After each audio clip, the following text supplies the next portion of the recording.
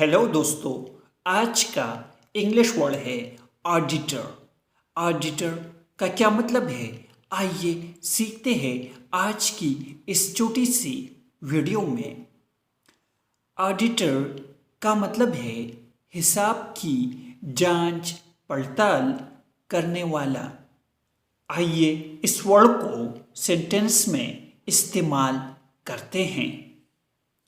The auditors checked company's accounts। इसका मतलब है ऑडिटर्स ने कंपनी के खातों को चेक किया।